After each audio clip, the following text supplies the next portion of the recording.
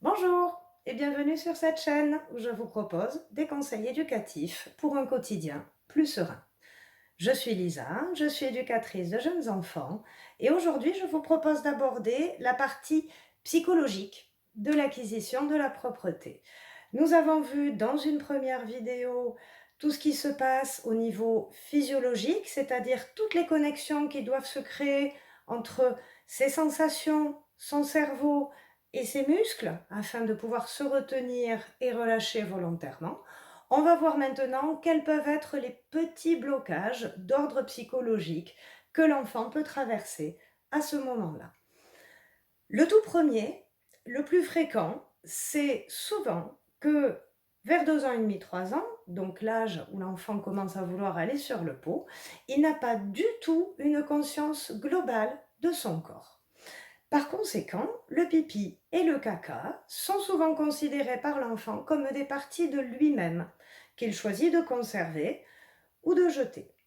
Mais il faut quand même réaliser que, pour lui, aller sur le pot, ça signifie qu'il doit se séparer de petits morceaux de lui-même. Et dit comme ça, on se rend compte que ça peut effectivement être un petit blocage. Alors, pour beaucoup d'enfants, ça ne pose aucun souci. En revanche, si vous constatez que pour votre enfant, c'est un peu plus compliqué, vous pouvez tout simplement lui expliquer le processus de digestion. On mange, on digère et on rejette. Vous pouvez prendre l'exemple d'une banane ou d'une clémentine en lui montrant que on va la manger, mais d'abord on enlève la peau avant de manger le fruit parce que la peau elle n'est pas très bonne et on la met à la poubelle. Et partant de là, lui expliquer que dans notre ventre, notre estomac fait la même chose. Il garde ce dont il a besoin et il rejette ce dont il n'a pas besoin.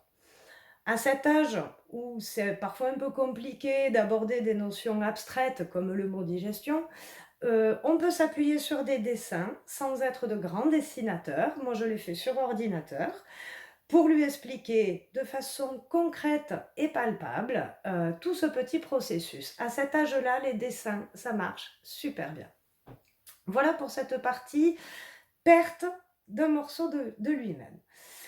L'autre point sur lequel ça peut bloquer un petit peu, c'est que qui dit propreté dit autonomie, et qui dit autonomie dit opposition, le non, le fameux. L'enfant s'affirme en disant non et il affirme son identité en montrant qu'il n'est pas d'accord pour faire ce qu'on lui demande. C'est une logique assez simple, voilà, de son âge, qui quelque part dit si je suis moi, c'est que je ne suis pas toi, et si je ne suis pas toi, je ne veux pas faire ce que toi tu veux que je fasse. Voilà, on pourrait le résumer comme ça. Pourquoi l'enfant a besoin de s'opposer pour s'affirmer. Donc même s'il a envie, lui, de grandir et d'aller sur le pot, à partir du moment où c'est une autonomie qui est fortement souhaitée par ses parents, on lui offre sur un plateau un merveilleux sujet d'opposition. Donc là encore, si vous observez que votre enfant est dans cette phase où il a envie de dire non et de s'affirmer, je vous recommanderais d'y aller avec patience et douceur et surtout éviter de lui montrer à quel point vous êtes impatient qu'il aille sur le pot. Parce qu'il doit aller sur le pot pour lui-même et pas pour vous faire plaisir de toute façon.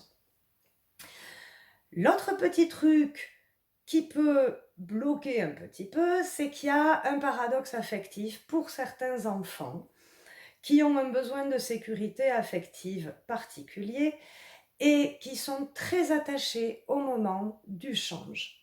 Changer la couche, pour eux, c'est un grand moment de partage avec l'adulte, c'est un tête-à-tête qui nourrit son besoin d'attention exclusive. Donc aller sur le pot, pour lui, c'est renoncer à ce moment où il a l'adulte pour lui tout seul.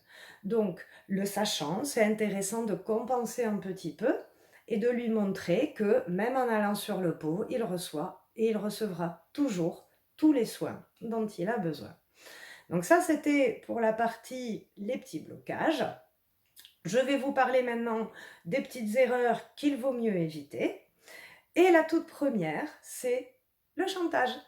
On évite le chantage avec un enfant parce que de toute façon, généralement, ça ne fonctionne pas sur le long terme. Je me souviens d'une petite fille qui s'appelait Philippine, qui était très impatiente d'aller à l'école. Donc papa et maman lui ont dit que pour aller à l'école, il fallait enlever la couche. Du coup, elle était motivée, elle a eu envie d'aller à l'école, donc elle a accepté de faire quelques efforts pour aller sur le pot. Elle a visité son école, ça lui a pas plu du tout, et elle a redemandé la couche. Voilà, voilà. Donc, on évite le chantage parce que la carotte qui fonctionne le lundi, il y a de fortes chances pour que le mercredi, l'enfant n'en ait plus rien à faire. En revanche, on peut utiliser le besoin d'imitation et même le besoin d'opposition de l'enfant. Je vous explique. Vous allez au parc et vous faites un petit jeu avec votre enfant. Vous lui désignez le nourrisson dans le landau en lui demandant, d'après toi, il a la couche ce bébé ou il n'a pas de couche ce bébé? Hein. Ensuite, on choisit un enfant de 2-3 ans. Tiens, tu vois le petit garçon qui monte au toboggan. Alors, tu penses qu'il a une couche ou qu'il n'a pas de couche? Et ce grand, cet adolescent qui joue au foot avec ses copains, tu crois qu'il a une couche ou qu'il n'a pas de couche? Et cet adulte, cette maman, ce papa, voilà. Le petit jeu des devinettes pour savoir qui a une couche, qui n'a pas de couche, va lui indiquer de façon un petit peu, j'allais dire sournoise, mais c'est pas sournois, mais de façon détournée, qu'en fait, quand on grandit de façon tout à fait naturelle, on ne porte plus de couches. Et un enfant qui est en phase d'autonomie, qui a envie de grandir et de s'affirmer, aura envie de ressembler au plus grand plutôt que de ressembler au plus petit. Si vous voulez l'inciter d'une façon un peu plus constructive et positive, utilisez plutôt ça que le chantage d'aller à l'école ou pas. L'autre erreur à éviter, c'est de leur mettre la pression, si bien intentionnée soit-elle. Imaginez que vous êtes sur les toilettes et que tout d'un coup, il y a quelqu'un qui arrive et qui vous dit « Alors, il arrive le pipi? Il arrive le pipi? Oh, maman elle va être contente d'entendre le pipi !» Vous, je sais pas, moi j'arriverai jamais à faire pipi dans des conditions comme ça. On ne peut pas se détendre de cette façon. Alors oui, l'enfant a besoin d'être accompagné. Moi, je vous recommanderais plutôt de vous mettre à sa hauteur et de discuter des sensations. Du carrelage qui est froid sous les pieds, de la cuvette des WC qui est fraîche, du pot qui est en plastique qui est moins froid. Aider l'enfant à se connecter à ces sensations plutôt que de détourner son attention. De cette façon, on l'accompagne, il est en sécurité, mais on reste centré sur l'objectif qui est de réussir à relâcher sur le pot. Dernière petite chose que je voulais aborder et qui n'est pas des moindres, parce que c'est assez fréquent, c'est d'avoir la petite erreur que beaucoup ont fait, c'est d'avoir montré du dégoût pour le caca. Le dégoût du caca, pour un enfant, revient à être dégoûté par lui. Voilà. Et ça peut arriver, on ouvre une couche explosive, on a un mouvement de recul parce que c'est terrible, mais pour l'enfant, comme je vous l'ai dit, qui associe son caca à une partie de son corps, lui, il assimile ce dégoût pour lui-même, en fait. Donc, si c'est arrivé, il n'y a pas de problème. Ce qui est génial avec les enfants, c'est que quasiment tout est réparable.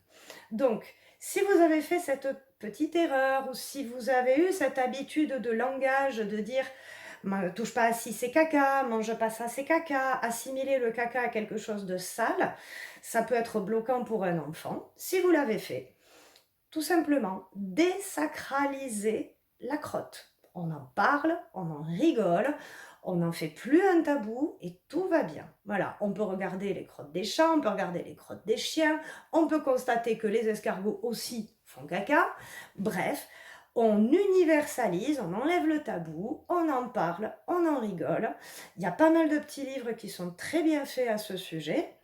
Et par conséquent, l'enfant va déprogrammer un peu cette histoire de dégoût qu'il a imaginé avoir provoqué, et il va se détendre et tout ira parfaitement bien pour l'acquisition de la propreté.